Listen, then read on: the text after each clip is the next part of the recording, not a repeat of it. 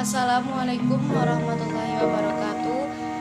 Perkenalkan, nama saya Lwi Rahayu, NIM 2085201043 dari Prodi Pendidikan Jasmani Kesehatan dan Rekreasi semester 2. Di sini saya akan menjelaskan sebuah desain pembelajaran yang berjudul renang.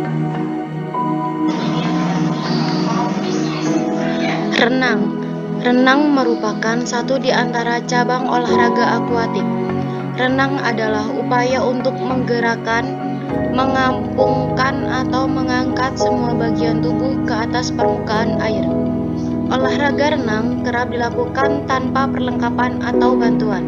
Jadi, dalam renang lebih banyak menggunakan anggota tubuh, terutama bagian tangan dan kaki, untuk bergerak atau mengapung di air.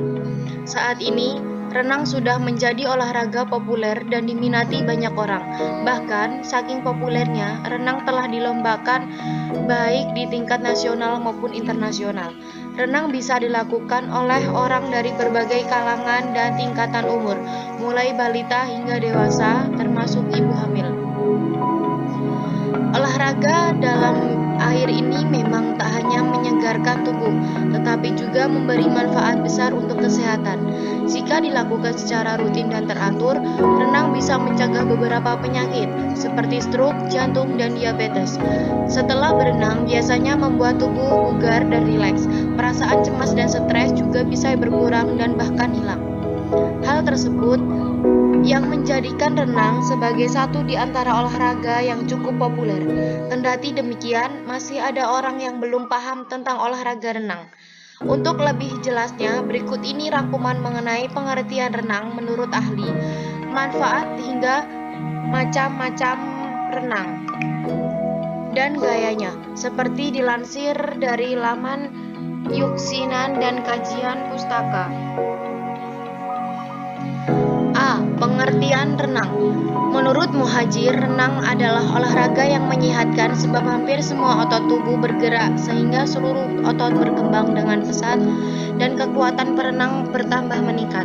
Menurut Budi Ningsih, renang adalah satu di antara olahraga air yang dilakukan dengan menggerakkan badan di air, seperti menggunakan kaki dan tangan sehingga badan terapung di permukaan air.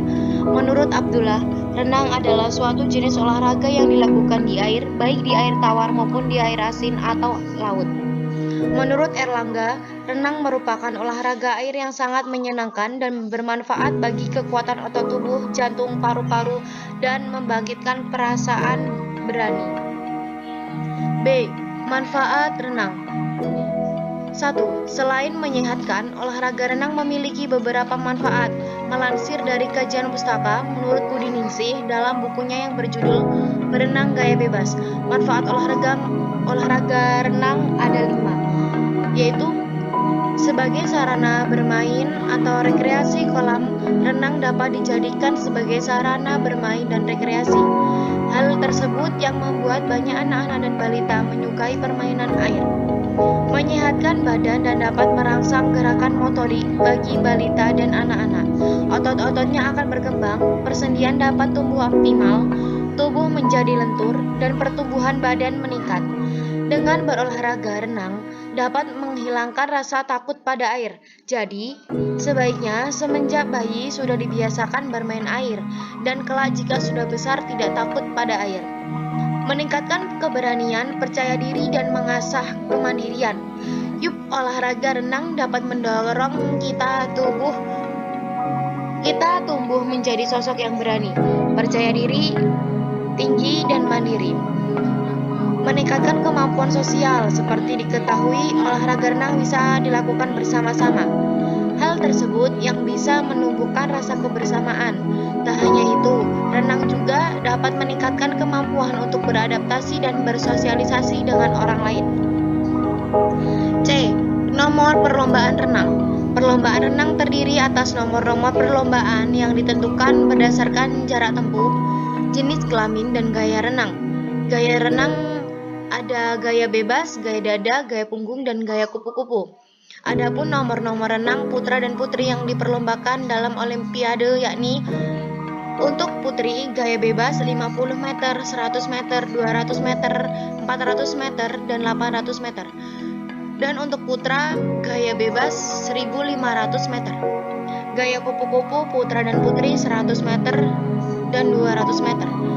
Untuk gaya punggung, putra-putri 100 meter dan 200 meter. Untuk gaya dada, putra-putri 200 meter dan 100 meter. Gaya ganti perorangan putra dan putri 200 meter dan 400 meter. Gaya ganti estafet putra dan putri 4 kali 100 meter. Gaya bebas estafet putra dan putri 4 kali 100 meter dan 4 kali 200 meter. D. Macam-macam renang. Menurut Budi Ningsih, seperti dikutip dari laman kajian pustaka, ada beberapa gaya dalam renang, antara lain sebagai berikut. Yang pertama, renang gaya bebas. Renang gaya bebas adalah gerakan yang dilakukan dengan cara menelungkupkan badan, di mana tangan dan kaki melakukan tarikan dan tendangan air. Pada gaya bebas, tubuh berada pada posisi datar di atas air dan bahu agak ke belakang, sementara kaki berada beberapa inci di bawah permukaan air. Selain itu, hal yang perlu diperhatikan adalah mempertahankan wajah dan pandangan mata ke depan. Berikut contoh gaya bebas dalam berenang. Selanjutnya yang B, renang gaya punggung. Renang gaya punggung adalah gaya berenang dengan posisi punggung menghadap ke air atau posisi tubuh terlentang. Gerakan gaya punggung sama dengan gerakan gaya bebas. Bedanya, pada gaya punggung, wajah perenang berada di atas permukaan air, sehingga mudah untuk bernapas dan membuka mata. Kemudian, pada gaya punggung akan sulit menentukan arah gerak karena mata menghadap ke atas. Pada gaya punggung, kaki lebih aktif bergerak ke atas. Berikut contoh renang gaya punggung. Silakan diperhatikan. Yang selanjutnya renang gaya dada. Renang gaya dada disebut juga renang gaya kata karena gerakannya mirip kata saat berenang. Renang gaya dada adalah gaya renang dengan posisi tubuh seperti merangkak di permukaan air yang dikombinasikan dengan gerakan kaki dan tangan. Tangan dan kaki berada di dalam air serta kepala bergerak naik turun dari dalam ke permukaan air. Dalam gaya dada, perenang dapat melihat ke depan saat berenang. Berikut contoh renang gaya dada.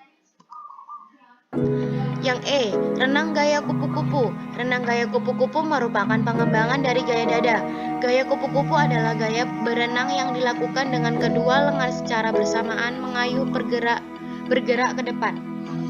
Kedua tangan membentang kemudian mengepak untuk mengayuh maju ke depan. Gerakan dua tangan tersebut seperti gerakan sayap kupu-kupu.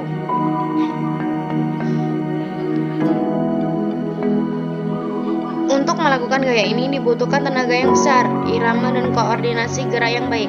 Gaya ini paling sulit dipelajari dibandingkan gaya lainnya. Berikut contoh renang gaya kupu-kupu. Demikian tugas desain pembelajaran dari saya. Semoga bermanfaat. Kurang dan lebihnya saya mohon maaf. Saya akhiri. Wassalamualaikum warahmatullahi wabarakatuh.